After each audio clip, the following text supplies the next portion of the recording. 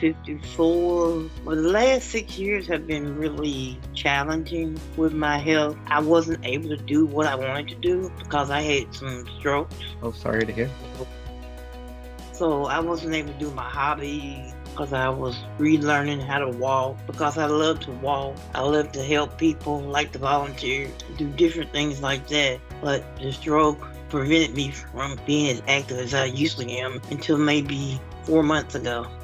So I like to walk with some of my friends sometimes, but not in this heat. This heat can really be bad on your ass. Sure, sure.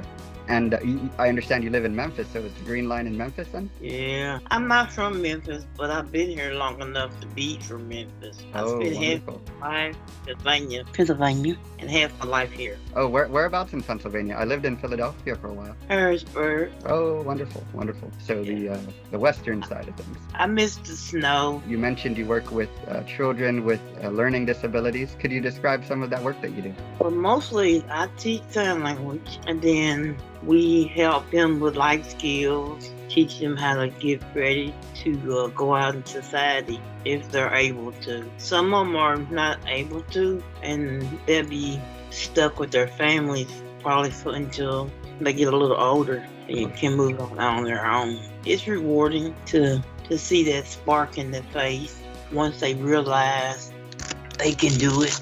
That is fantastic. And, going from not being able to communicate things that you need to being able to communicate some things that you need, that must make a world of difference for them. So you started to be able to do things for yourself again, to walk again. And I know you participated in our benchmarking service. And through that service, we provided you with a report. Did you read the report? It just confirmed everything that I thought, especially during my strokes and everything. And I shared it with my doctor, and she was kind of surprised. She kind of liked it. So she was like, how'd you know about this? I said, I don't even remember how I got into it, how I signed up. I really don't remember, but she was like, that's cool that somebody will give you something this detailed for free. And I felt lucky that I was one of the first ones. I'm so glad that you were able to take the report, print it out, share it with your doctor. That's exactly the goal. Give you a little bit of background about myself, right? I had a severe chronic health condition for the first 40 years of my life, and I didn't really know how bad it was. And you know how it is. You kind of just sort of plod through life and you kind of say, this is how life is. And you don't really understand how severe things might be. You might not understand how critical it might be to go get help, whether it's a physical illness or a mental illness or anything else, right? So that's kind of the basis for what we're trying to do at Healthful Data. So first of all, thank you so much for participating. You are one of the first, absolutely. And of course, as more folks participate, we're going to be able to provide a lot more insights to individuals. The report that you received was a very high level, but if you can imagine once thousands of people participate, we'll start to know in pretty good detail how folks are doing, what might help individuals get to better health faster. And we'd also be able to maybe even predict how health might go down the line if we stay in touch with folks over time. So you shared the report with your doctor. How did that conversation go? Was there anything that he said as a result of some of the information? Well, actually, it's a she. Oh, she. Yeah. She was surprised that I would do something like this to try to learn more about me. But I've only known her for about 6 months, so my other doctor retired, so I had to find another doctor. And she didn't realize that I'm a seeker. So I told her I had something I wanted to share with her, and it's about me, some of the things that I struggle with and stuff. And she's like, okay. I gave her a copy of it, and she was looking at it. She said, man, this is really cool. So at first she was hesitant for me to share it, but once she realized that I was serious, she got serious with me, and it took about an hour. My visit was only supposed to be 30 minutes, but ended up being an hour. I usually schedule my appointments either before lunch or after lunch. I took part of lunch time, but she was okay with it, though. Oh, that's great. And would you say that some of that hour-long conversation was a bit different because there was something to refer to and go over? It was different, and it made me happy. I felt like that a doctor finally listened. Cause my last one, she was okay. She just liked to you know, get them in, get them out. I really didn't feel like I had a good relationship with her. But with my new one, I feel like that report really helped start the patient to doctor relationship. Oh, that's so wonderful to hear. And that is absolutely the goal, right? Hopefully the report sparks a bit more conversation. It's hard to keep track of everything in one place, right? Right. Maybe you go to the doctor and you'll bring up one thing that happened last week, and then maybe the doctor will talk to you about that one thing that happened last week. But maybe it's not even the most important thing. Or maybe there was something that happened a month ago that was even more important and that is worthy of talking about in more detail. One of the things that we would hope is that, you participated with us once. We would want you to participate again, maybe in 6 months or in a year, just to sort of keep track of things, right? I mean, are things getting better? Are things staying the same? Are they getting worse? And then, of course, you could print it up again and take it to your doctor and say, hey, these are some things that changed. And are there things that I can do to fix things that have gotten worse? That kind of thing. No, I don't mind. I felt glad to be able to learn a little bit more about my health, because way back when, before the stroke, I didn't care. I didn't go to the doctor like I was supposed to.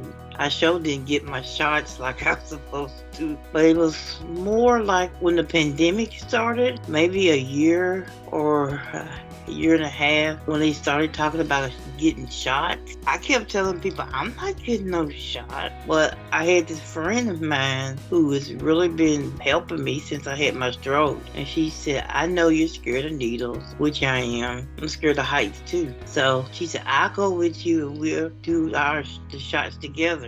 And if it wasn't for that, I probably would have never got vaccinated from the coronavirus. But she went both times for the first 2 shots and the booster. And that's a wonderful friend, right? Someone who's been with you from the stroke, who understood and listened to your fear of needles. I'm afraid of needles too. And to have someone go with you to the appointment and hold your hand and, tell you it's going to be okay, that is a real blessing. That is fantastic. Yeah, because I have a hard time giving blood for a doctor visit. It's just amazing. Just a little support would do. Yeah, absolutely. Absolutely. And so, we don't think that we're going to replace, any relationship that you have, because those are so important, right? The friends that you have that support you, the doctors who are able to listen and to support you. Our intention is literally just to provide information that you didn't have before, right? Right. And so hopefully the information that you received, makes you think a bit about, are there things that I could do differently? Could I talk to my doctor about certain issues that I wasn't sort of bringing up in the past? So do you think that the report could help in that way? Oh, I thought the report helped it a lot.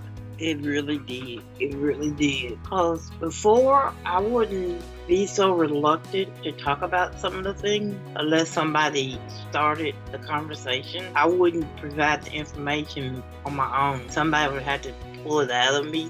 But I thought that the report helped me feel comfortable to talk about those things than when in the past I wouldn't have talked about it. Sure. Are there specific examples of things, maybe stress related or mental health related, that were more difficult to talk about? Yeah, I suffer from complex PTSD because of what happened to my husband. So between that and depression, because at times doctors don't like to talk about that kind of stuff, and I didn't like talking about it either because of that label. But I'm more comfortable doing it now, and my therapist is happy that I'm more comfortable doing it now. I'm trying to get back to my old self when I was much younger, before the accident with my husband. Okay. So the report showed others in the medical field that I'm reluctant to talk about it, but if you start the conversation, I'll talk about it.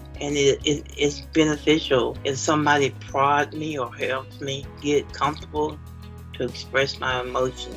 That is wonderful to hear. That is absolutely wonderful to hear. And you mentioned that you switched doctors, right? Your old doctor retired. You had built up a relationship with that doctor, and then you have a new doctor. Maybe a part of what the report could do is help to make that bridge to the new doctor, because they don't know you for longer than a few months. And how do you get them up to speed quickly on, the last 30 years, 40 years? It's a difficult thing to ask anyone. Like my new doctor, she's really cool. She understands that I'm the type that won't start a conversation that's serious unless I feel comfortable with the person.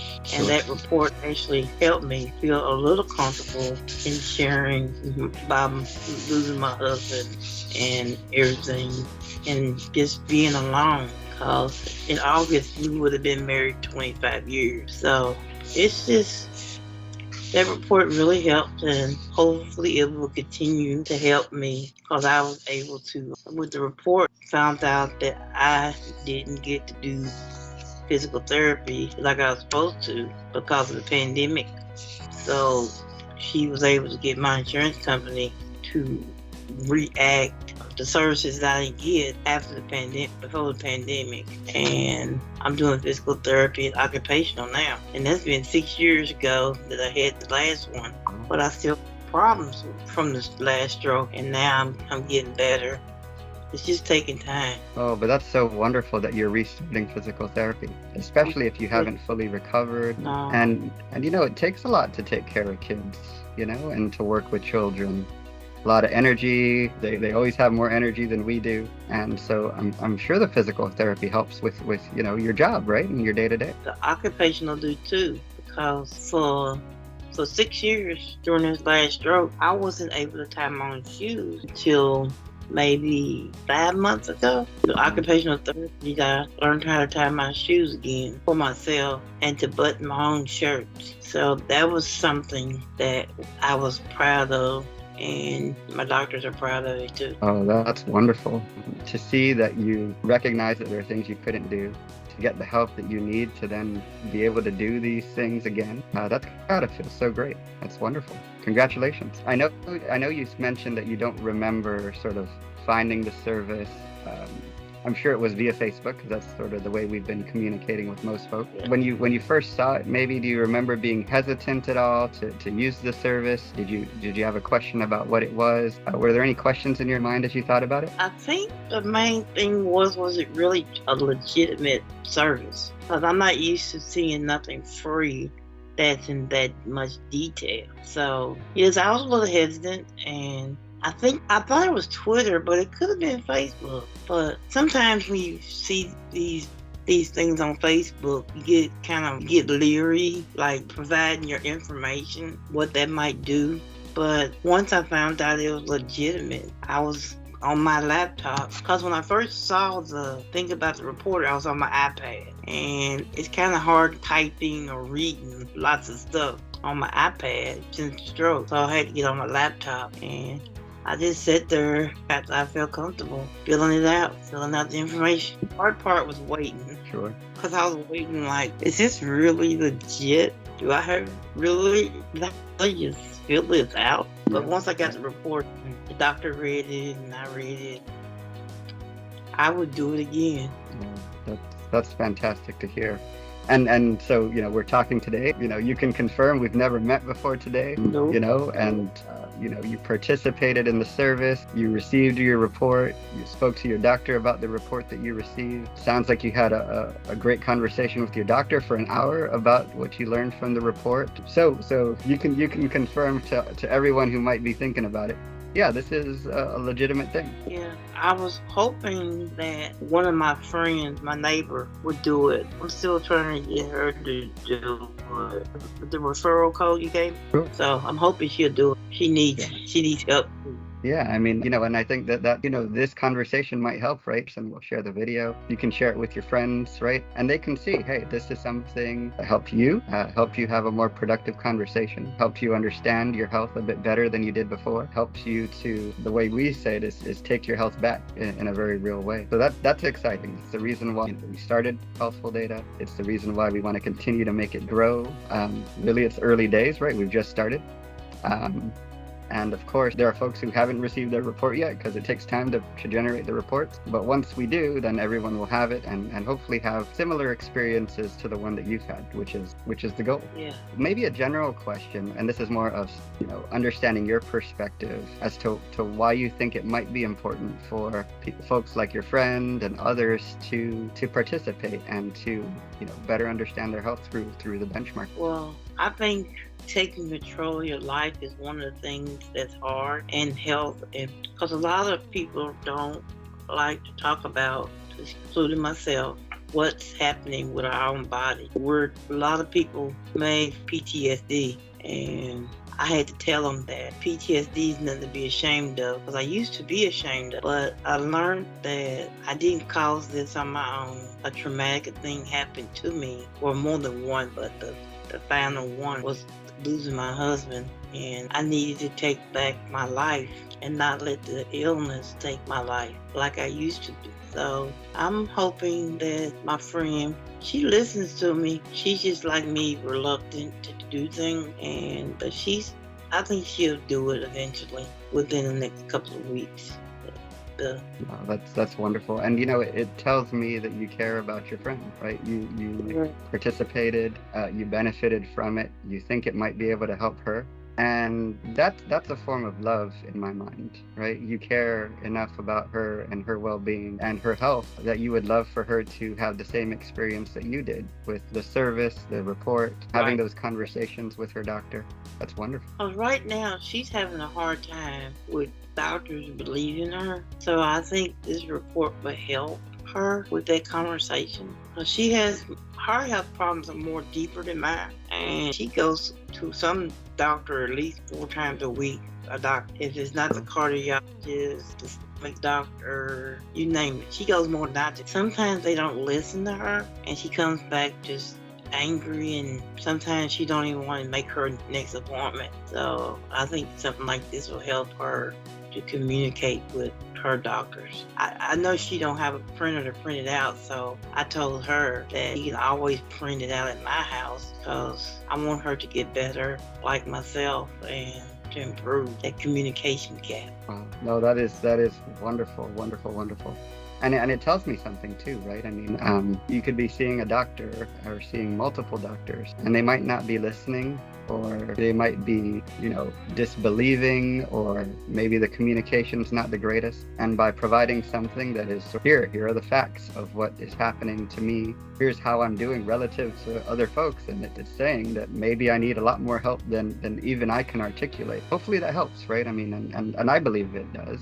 And it sounds to me that your experience with the report says that it helped. And so thank you so much. This is exactly what we wanted it to do. Oh, thank you. I reflect, right? I mean, only a few hundred folks have participated so far. Are there folks that you can think of that you think might benefit most from this type of service? I could think of 6 people, including my friend, that could benefit from this. I just haven't had the time to send many emails, because it's hard to type sometimes because of the stroke. So, but I'm working on it. Well, first of all, thank you so much. And it's less of a question for you directly, more of a my guess is, for example, we're minorities, right? And minorities, if we have mental health issues, I think it's shown that we're less likely to go get mental health support, right? True.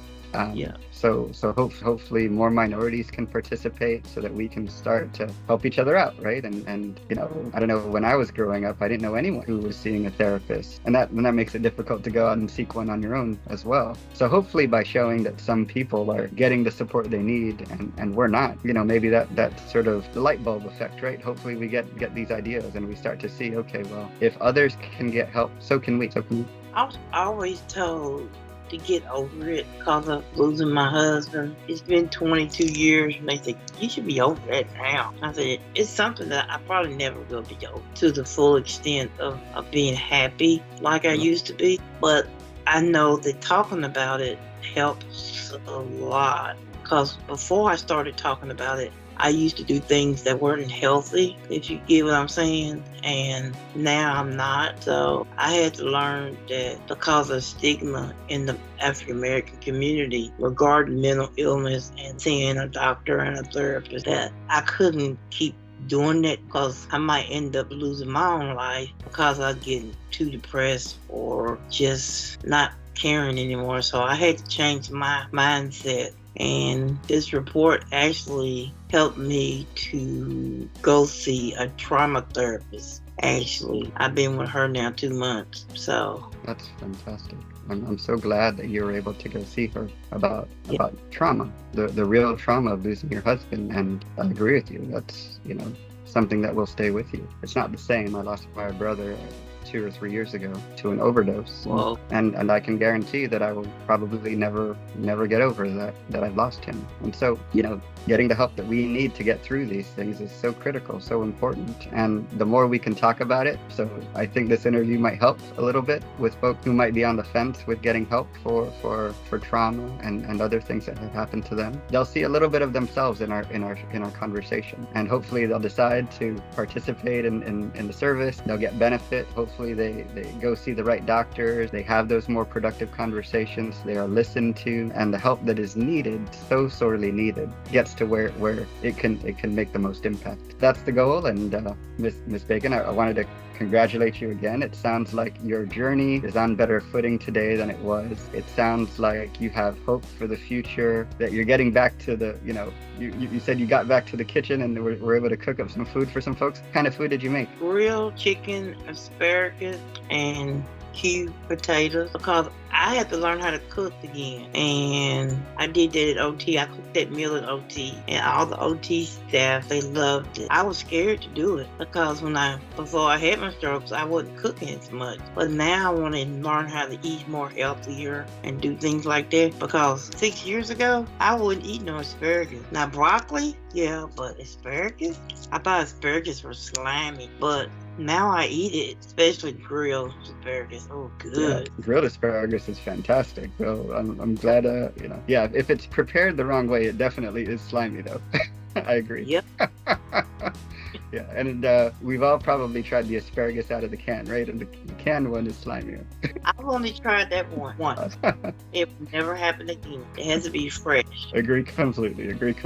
And so you are also, in addition to receiving your report, you're also the winner, right? So congratulations, you won the gift card. How does that feel? I was shocked when I read that email. I'm like, I won something? I'm like, whoa, that's cool. I've actually used the card last night. I had to get a new bed, and I used the card to get some bed sheets. So I get them tomorrow, because I just set up my new bed today. So I have to sleep on my recliner one more night. Then I get my new bed sheets. Can't wait. Fantastic. I'm so glad. A good night's sleep is worth a lot.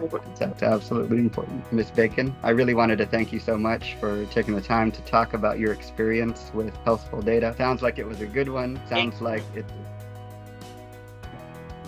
you're happy you engaged with us and you participated, and that you want to do it again, and that you want others to participate as well. So I wanted to just thank you so much for taking the time to speak with me today about your journey, and I look forward to you participating in the future. And maybe all of the report findings will improve next time, and that will be exactly what we want for individuals who take back their health and take their lives back. So thank you so much. Well, thank you.